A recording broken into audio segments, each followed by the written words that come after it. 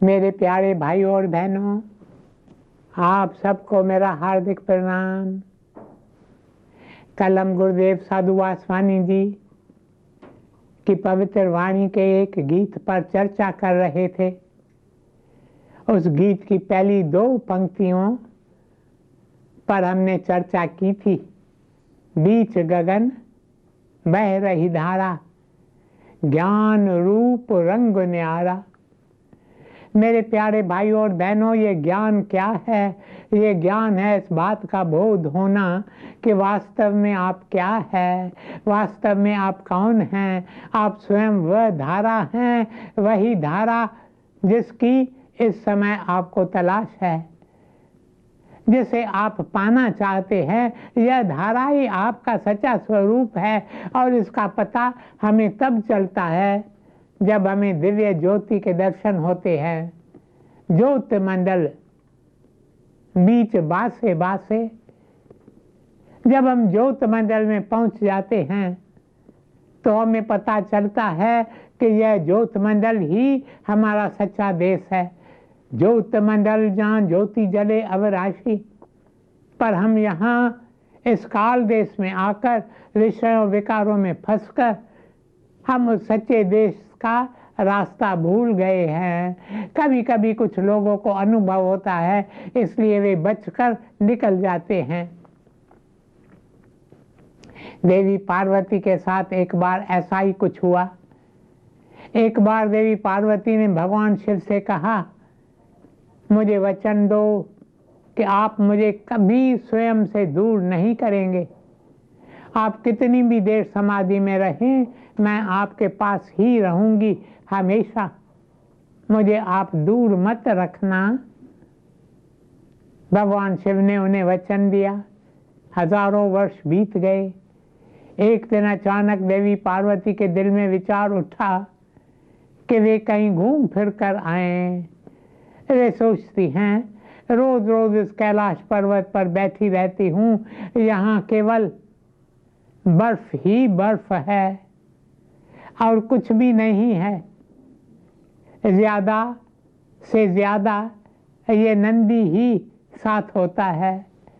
मेरे प्यारे भाइयों और बहनों, शिव जी बैल पर सवारी करते हैं, उस बैल को नंदी कहते हैं। देवी पार्वती कहती है, कैलाश पर शिव जी के अलावा केवल नंदी ही दिखाई देता है। क्यों न कुछ दिन संसार को ही देख लूं, जरा देखूं तो सही संसार में क्या हो रहा है, लोग वहां क्या कर रहे हैं।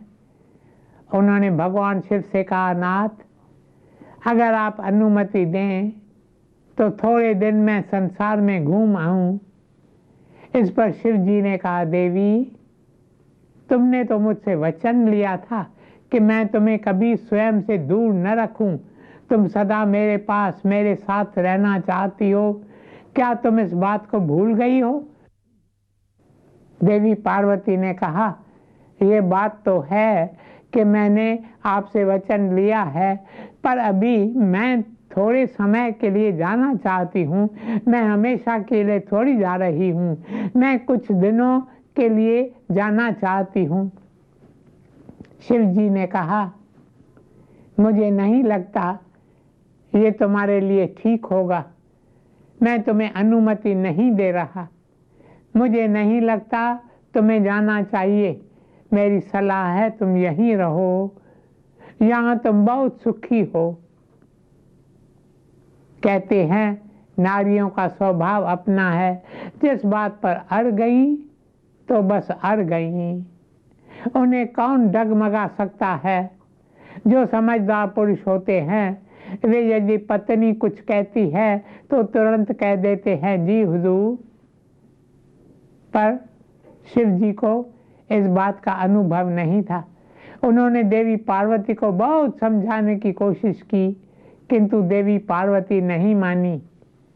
आखिर शिव जी ने कहा, ठीक है, जैसी तुम्हारी मर्जी। देवी पार्वती कैलाश से नीचे उतरी। लोगों को पता चल गया कि देवी पार्वती आई है। देवी पार्वती उन लोगों में से थी जो कभी आती ही नहीं। और कोई भी आ सकता है, पर देवी पार्वती तो कभी नहीं आ सकती। वही देवी पार्वती आज पधारी है। चारों ओर बैनर्स और पोस्टर्स लग गए, सुस्वागतम के दरवाजे बनाए गए, फूल और केवड़े के पत्तों से उन्हें सजाया गया। जहाँ भी देवी पार्वती जाती है लोग उन्हें बहुत मान देते हैं। देवी पार्वती मन ही मन कहने लगी, मैं कितनी मूर्ख थी, मैं इतने वर्ष यूं ही कैलाश में बैठी थी। यहाँ कितना आनंद है, यहाँ कितने सारे मेले लगे हुए हैं। अभी वे एक गांव में जाती तो दूसरे गांव के लोग पहले ही वहां बैठे हैं। जब देवी पार्वती पहुंचती तो दूसरे गांव के लोग कहते, माता जी हमारे गांव में भी चलो। ऐसे भिन्न भिन्न नगर, भिन्न भिन्न देश के लोग उन्हें आमंत्रित करते। पार्वती उन सब में इतनी व्यस्त हो गई कि चलते चलते दक्षिण भारत में पहुंच गई। इस बीच पता नहीं कितने वर्ष गुजर गए, क्योंकि देवी पार्वती जहाँ 3 दिन रहने जाती, वहाँ लोग उन्हें 6 दिनों के लिए रोक लेते। कोई 6 दिन रोक लेता तो कोई 10 दिन। इस तरह काफी समय बीत गया। जब वे दक्षिण भारत में पहुंची तब अचानक उन्हें अपने शिव जी की याद सताने लगी। उन्होंने कहा, मैं इतना समय शिव जी से दूर रही हूँ, अब मैं और अधिक समय उनसे दूर नहीं रह सकती, क्योंकि उनके दिल में शिव जी के लिए प्यार तो था ही। यह प्यार कुछ देर के लिए दब गया था, अब यह प्यार जाग उठा। मेरे प्यारे भाइयों और बहनों, हमारे दिल में भी भगवान के लिए प्यार है, प्यार है, प्यार जरूर है, वरना हम जीवित ही न रह पाए। एक एक के भीतर ये प्यार है, पर इस समय सुप्त है। जब यह प्यार जागेगा फिर 3 घंटे कौन सी बड़ी बात है, फिर तो आप 6 घंटे बैठ सकते हैं। इस समय तो हम 15 मिनट भी नहीं बैठ सकते। 15 मिनट बैठते हैं तो परेशान हो जाते हैं, हमारे भीतर प्यार अभी तक जागा ही नहीं है। इसलिए प्यार प्रभु से मांग लो, हे प्रभु आप मुझे अपने श्री चरणों के लिए प्यार दें, भक्ति दें, निज भक्ति, निज प्रेम दें, मुझे आशीष दो, ताकि यह मोहिनी माया मुझे तुमसे दूर न कर सके, गुमराह न कर सके। माया ठगनी बहुत बुलाए, वीरानों में बहुत भटकाए।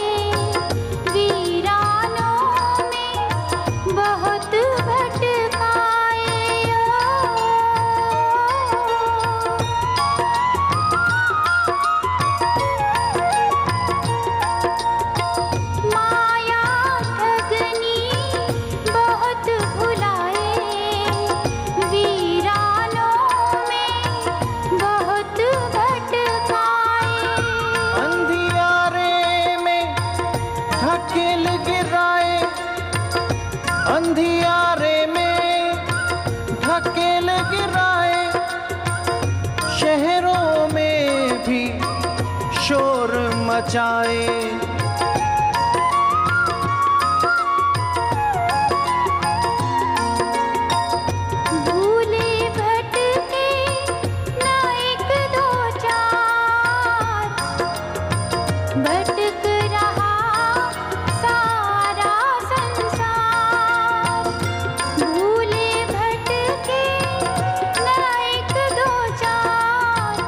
भटक रहा सारा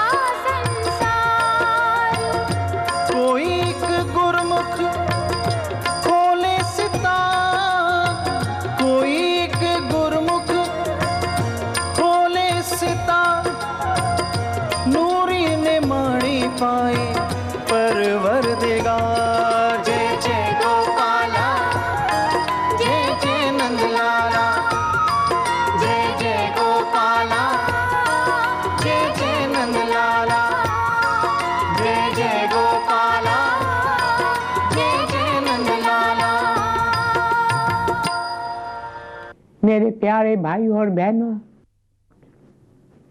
हाँ, तो जब देवी पार्वती के दिल में प्यार जागता है, फिर उन्हें कुछ भी नहीं भाता। उन्हें न लोगों के फूल भाते हैं, न उनका मान सम्मान भाता है। वे कहती है मुझे तो केवल शिव जी चाहिए, शिव जी चाहिए, शिव जी चाहिए। अब शिव जी तो चाहिए, पर उन तक पहुंचने का रास्ता कौन बताए। वे घबरा गईं, उन्हें रास्ता ही नहीं सूझ रहा था। आखिर वे रोने लगी, शिव जी को पुकारने लगी, नाथ, मैं अब तक नहीं पहुंच पा रही हूं, पर आपके लिए तो कुछ भी मुश्किल नहीं है। देवी पार्वती ने सच्ची दिल से आंखें मूंद कर शिव जी को पुकारा। फिर जब वे अपनी आंखें खोलती हैं तो क्या देखती हैं? शिव जी स्वयं उसके सामने खड़े हैं। शिव जी उसे पूछते हैं, देवी, तुमने संसार देख लिया?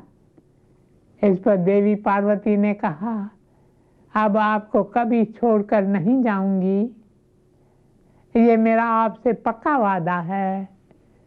मेरे प्यारे भाइयों और बहनों, हमारे दिल से भी यह पुकार उठती है कि अब मैं संसार से निकलूं।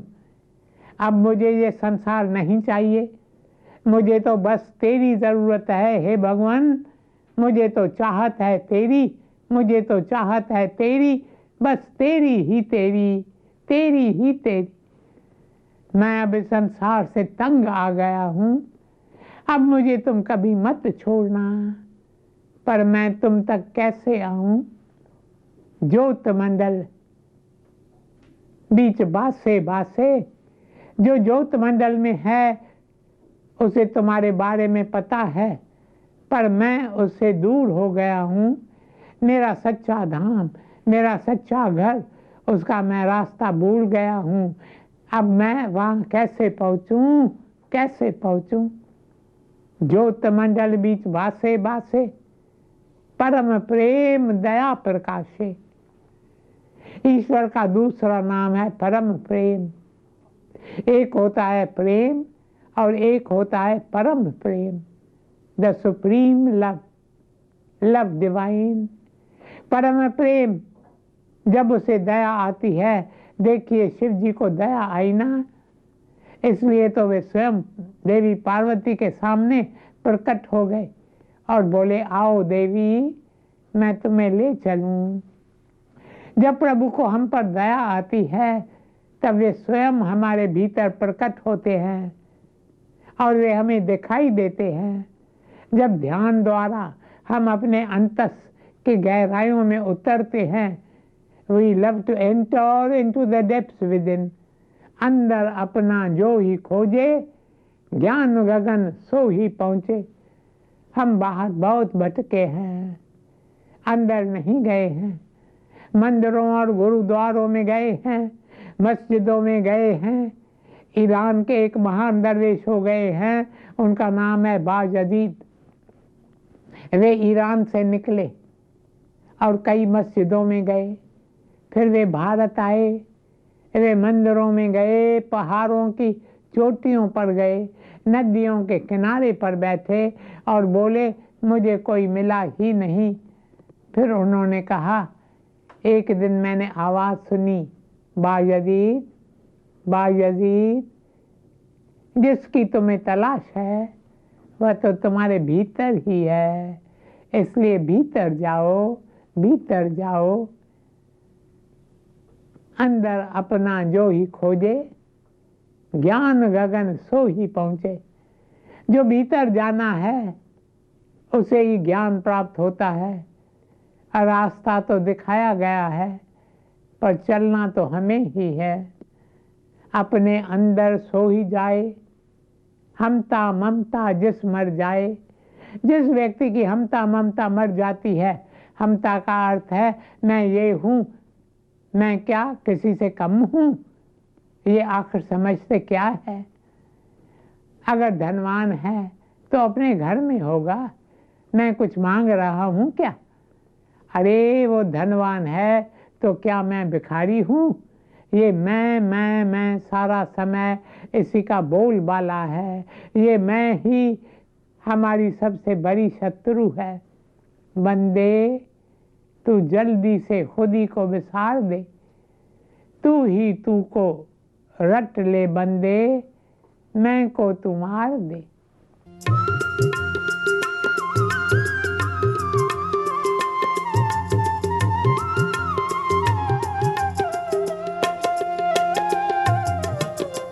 बंदे तू जल्दी से खुद ही को विसार दे, तू ही तू को रट ले बंदे, मैं को तू मार दे। बंदे तू जल्दी से खुद ही को विसार दे, तू ही तू को रट ले बंदे, मैं को तू मार दे। तू से तू जोड़ रिश्ता, मैं से तू तोड़ रिश्ता, तू से तू जोड़ रिश्ता, मैं से तू तोड़ रिश्ता, जन्म सफल हो जाएगा तू रे बंदे, जब तक खुद ही को ना मिटाएगा।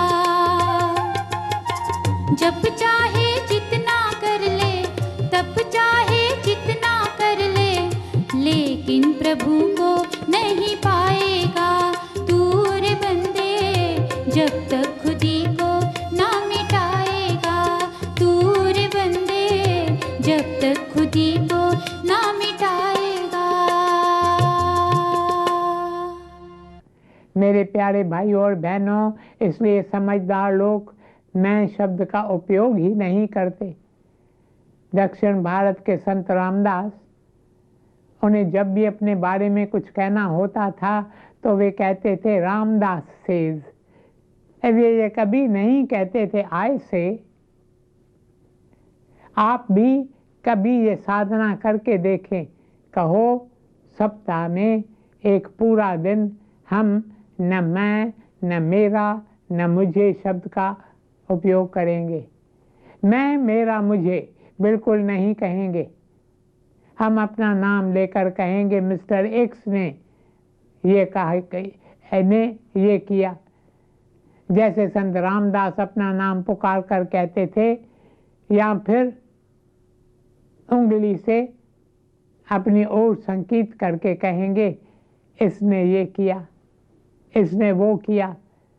वैसे यह बहुत कठिन साधना है, क्योंकि हम मैं से ऐसे चिपक गए हैं कि वह हमें छोड़ेंगे ही नहीं। हमता, ममता मतलब मेरा, ये मेरा बेटा है, ये मेरी बेटी है, ये मेरा बंगला है, इस बंगले में मजाल है कोई खेल ठोके, कोई खील ठोके। पर यदि दूसरे का बंगला है तो जी भर कर खीलें ठोकेंगे। हमता ममता जिस मर जाए। इसलिए गुरु नानक देव जी ने हमें ये मंत्र दे गए हैं।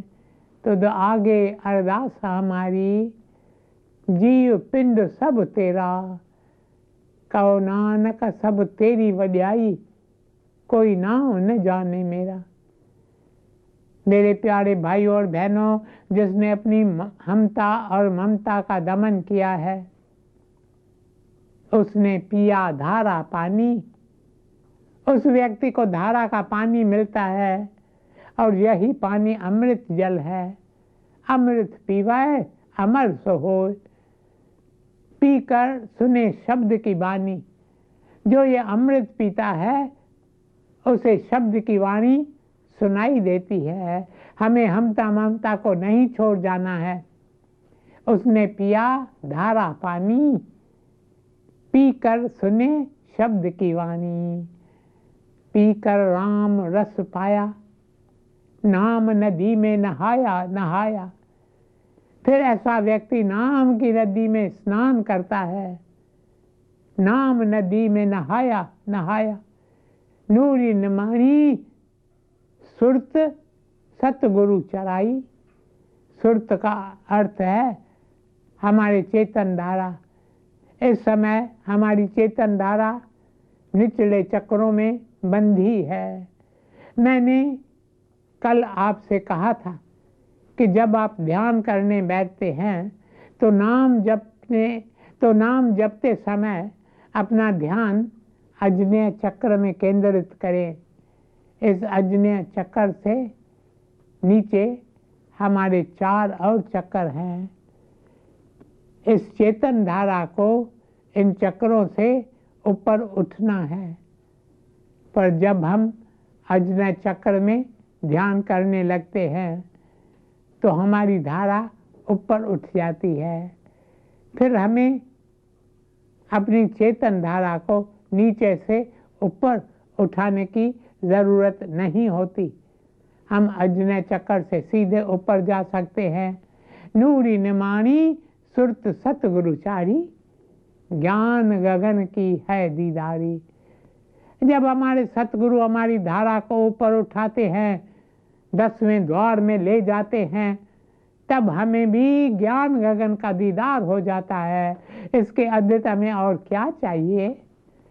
दीदार हो गया तो यह मानव जन्म भी सफल हो गया। हमें यह मानव जन्म इसलिए तो मिला है ताकि हम दिव्य ज्योति का दर्शन करें और दिव्य ज्योति में निवास करें। हमारा निवास ज्योत मंडल में होना चाहिए।